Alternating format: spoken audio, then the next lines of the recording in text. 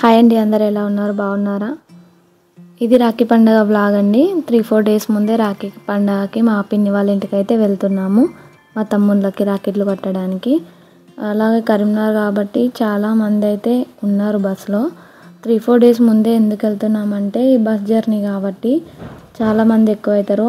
Last year అయితే రాఖీ పండుగకి వెళ్తే అసలు బస్సు దొరకలేవు, అంత ఫుల్ అయిపోయారు. సో అందుకని చెప్పేసి 3-4 డేస్ ముందే అయితే వెళ్ళాము. చేరుకున్నాము. మా తమ్ముళ్ళు వచ్చారు, బైక్ పైన అయితే వెళ్తున్నాము. మేము ఇక్కడ నుంచి వెళ్ళేసరికి మధ్యాహ్నం అయింది, అక్కడికి వెళ్ళేసరికి నైట్ అయిపోయింది. సో మా వాళ్ళు వచ్చిరని మా తమ్ముళ్ళని అయితే పడుకోవడం కూడా పడుకోనియట్లేరు. పోయేసరికి నైట్ అయిపోయింది. మార్నింగ్ అయితే మా తమ్ముళ్ళని లేపినా కూడా మా పిల్లలు లేవట్లేరు. సో మా పిల్లలు చూడండి ఎంత హ్యాపీగా ఉన్నారు అమ్మమ్మ వాళ్ళ ఇంటికి వస్తే.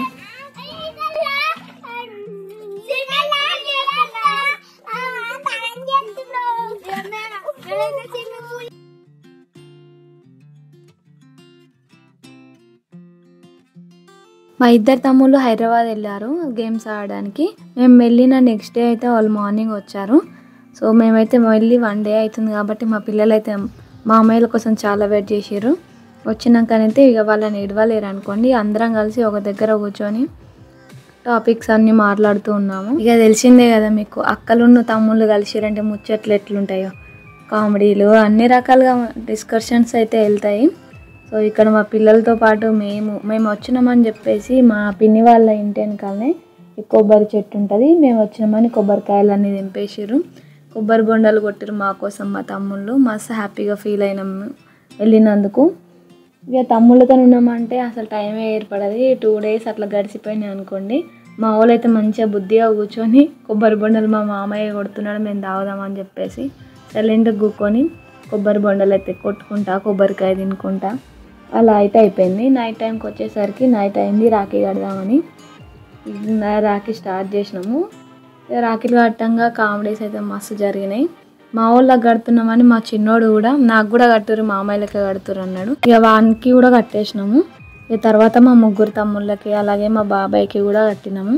ఇక మన తెలంగాణ తెలిసిందే కదా, తాతలకి తండ్రులకి అందరికీ కడతాం కదా. సో అట్లా అన్నట్టు రాఖీ బంధం అనేది ఎవరు మనకు రక్షణ, మనం వాళ్ళకు రక్షణ, వాళ్ళు మనకు రక్షణ అన్నట్టు మన వాళ్ళందరికీ రాకెట్లు కట్టాల్సిందే.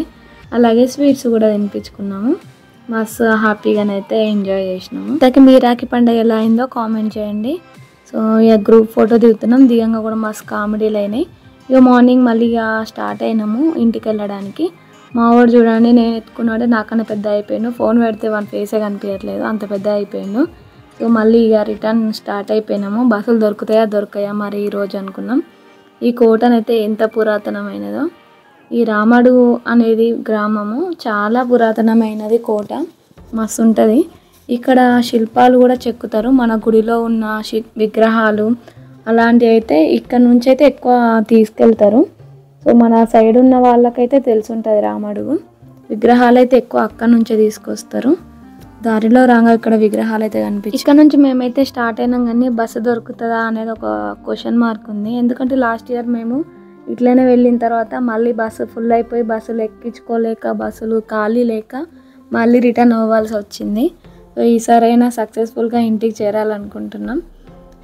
మేము ఒక బండి మీద, మా తమ్ముళ్ళు ఒక బండి మీద స్టార్ట్ అయినాము. అక్కడ నుంచి మా ఇంటికి వచ్చేసినాము మా తమ్మునికి రాఖీ కట్టడానికి. ఈ వీడియో నచ్చినట్టయితే లైక్ చేయండి, అలాగే నా ఛానల్ సబ్స్క్రైబ్ చేసుకోండి.